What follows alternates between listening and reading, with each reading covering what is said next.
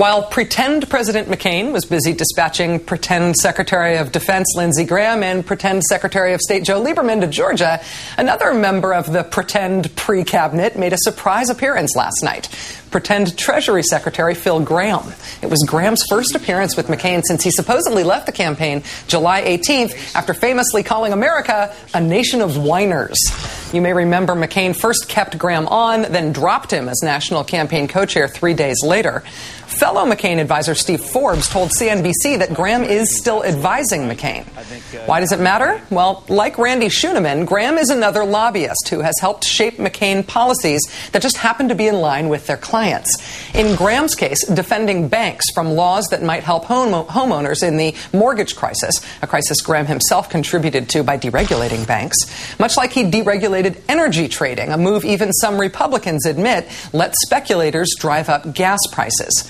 Let's bring in MSNBC political analyst Howard Fineman, also the senior Washington correspondent for Newsweek. Good evening, Howard. Hi, Rachel. So McCain supposedly bounced Gramm from his campaign. Now Gramm is back openly in less than a month.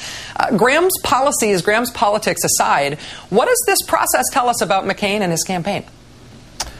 Well, I checked with the McCain campaign leadership, and they wanted to stress to me that the event that we're showing video here of is at the Aspen Institute. It wasn't a McCain event. It was an Aspen Institute event.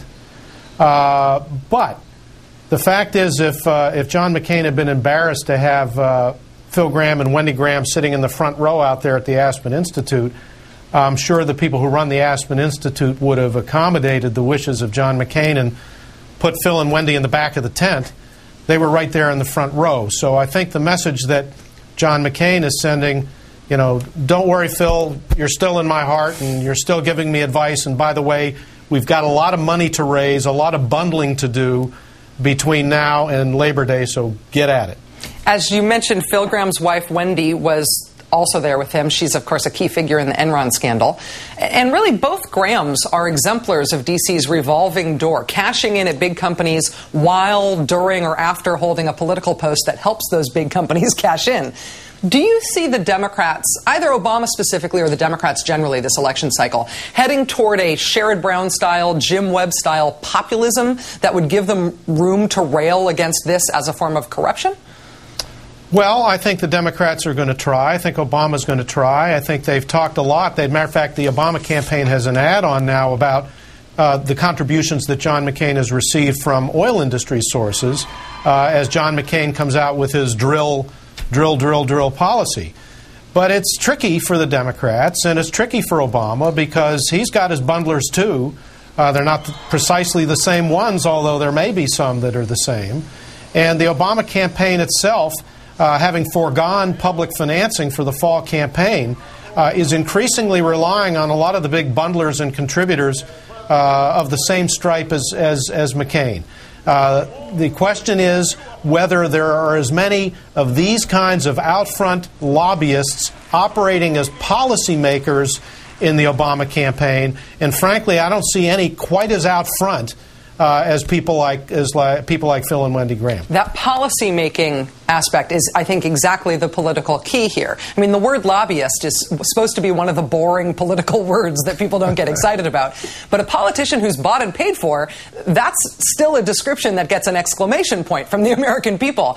I mean, the issue here is the policy-making aspect. Gramm was writing economic policy for McCain at the same time he was a paid bank lobbyist. Schooneman was writing foreign policy for McCain at the same time he was a paid foreign lobbyist.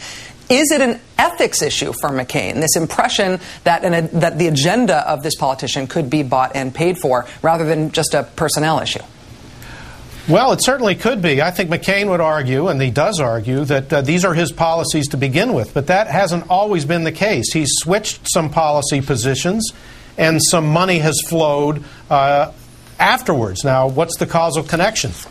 A lot of people would argue there would be some. What I find fascinating, especially about the foreign policy angle here, Rachel, is that Randy Schooneman is out there advocating for the Republic of Georgia, for its interests, for the Democratic government there, for the reformists in Georgia, basically the point of the lance of American policy in Georgia, and it's become very much a part of this campaign. McCain is hardly embarrassed by it. He's proud of it. He views the involvement of his aide in helping to shape American policy in Georgia as an extension of his political campaign here in the United States.